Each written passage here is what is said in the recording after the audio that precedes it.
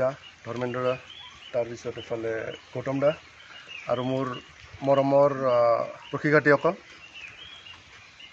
মই ধন্যবাদ মানিছোঁ আমাৰ এই ৰাণীবাসীৰ সমূহ ৰাইজক যে আজি এই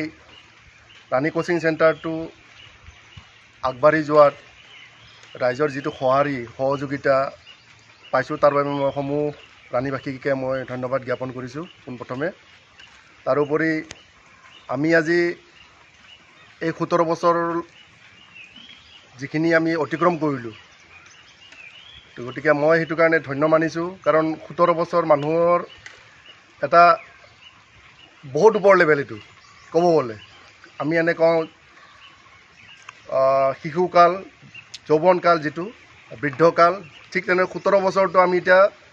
প্ৰাপ্তবয়স্ক যাক কয় 18 বছৰ হ'ব গ'লে গতিকে আমি তাৰ একদম ওচৰত পাইছোঁ। গতিকে সেইখিনি সময় আমি যিহেতু যিমানখিনি 16 বছৰ পাৰ কৰি আহিলোঁ এতিয়া আমি 17 বছৰ যিহেতু ভৰি দিছোঁ তাৰমানে আমি খুব এটা ভাল কম্পিটিশ্যনৰ সেইটো কাৰণে আমি এতিয়া সোমাইছোঁ। তো অনাগত দিনত যিমানখিনি ইয়াতকৈ যিটো কম্পিটিটিভ যিটো জীৱন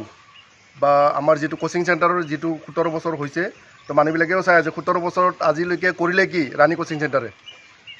তো মই সেইটো বিচাৰোঁ যে এতিয়া 17 বছৰ হ'ল তাৰমানে কি আমি যিটো মানুহৰ জীৱনটো যেনে 17 বছৰৰ পিছত এটা মেচিয়ৰ্ড লাইফ পায় ছেইম আমিও সেই বস্তুটোৱে কৰিব বিচাৰোঁ য'ত 17 বছৰ হোৱাৰ পিছত যাতে আমাক মানুহবিলাকে গম পায় যে ৰাণী কোচিং চেণ্টাৰ মেচিয়ৰ্ড হৈছে এতিয়া ইহঁতৰ লগত ফেয়াৰ মাৰা অলপমান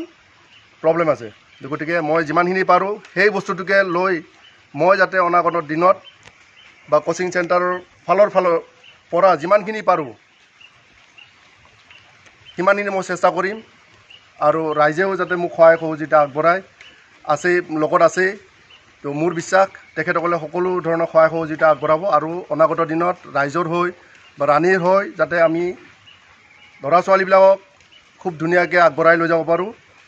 অসমৰ হৈ নাম কৰক আৰু ভাৰতবৰ্ষৰ হৈ যাতে খুব ধুনীয়াকৈ সুনাম অৰ্জন কৰি লৈ আনিব পাৰে তাৰ বাবে মই এই 17 বছৰ যে পালোঁ সেইটোৱে মই আৰম্ভণি বুলিকৈ মই ধৰিম। কাৰণ প্ৰথম বছৰৰ যিটো কষ্ট হয় এতিয়া 17 বছৰ হ'লে তাতকৈ অলপমান হাৰ্ড এইটো কৰিব লাগিব। মই এইখিনিক লৈ মই আজি প্ৰতিজ্ঞাবদ্ধ যাতে মই সেইখিনি কৰিব পাৰোঁ কাৰণ লাইফ চেঞ্জিং ইয়াৰ পিছতে হয়। পূৰ্বাঞ্চলত অসমৰ 2007 চনত এখন নেশ্যনেল গেমছ হৈছিলে আৰু নেশ্যনেল গেমছত আমাৰ অসমৰ দলটিয়ে ৰাষ্ট্ৰীয় খিতাপ দখল কৰিবলৈ সক্ষম হৈছিল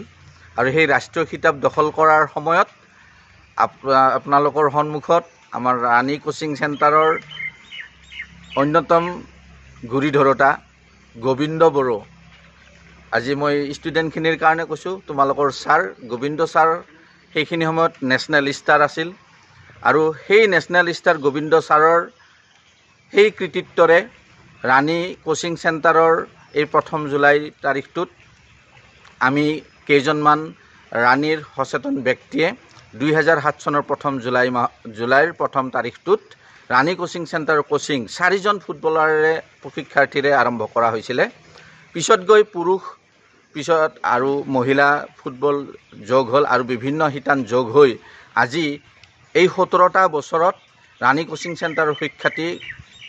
অসম আৰু উত্তৰ পূৰ্বাঞ্চল লগতে ৰাষ্ট্ৰীয় পৰ্যায়ত জিলিকি উঠিছে আৰু সেইকাৰণে আজি এই 17 বছৰৰ পিছত আজি 1 জুলাই দিনটোত আমি ৰাণী কোচিং চেণ্টাৰৰ এই প্ৰতিষ্ঠা দিৱসটি আমি বতৰৰ পৰিপ্ৰেক্ষিতত অনুষ্ঠুপীয়াকৈ আমি পাতিবলৈ লগা হ'ল যাৰ কাৰণে আজিৰ এই অনুষ্ঠানটিৰ পতাকা উত্তোলনৰ জৰিয়তে আমি অনুষ্ঠানটি আৰম্ভণি কৰিছোঁ আৰু পৰৱৰ্তী সময়ত আমি ইয়াৰ লগত সংগতি ৰাখি বিভিন্ন শিতানৰ অনুষ্ঠানসমূহ আমি কৰি যাম আৰু বিশেষভাৱে আজিৰ উপস্থিত থকা সমূহ ছাত্ৰ ছাত্ৰী মোৰ শ্ৰদ্ধাৰ সংবাদসেৱী বন্ধু ধৰ্মেন্দ্ৰ দাস আৰু উপস্থিত সমূহ বন্ধু বান্ধৱী আৰু অতিকে মৰমৰ গোবিন্দ বড়োক আমি স্বাগতম জনাইছোঁ যে আজি এই পবিত্ৰখনত আমি উপস্থিত থাকিছোঁ আৰু ভৱিষ্যতে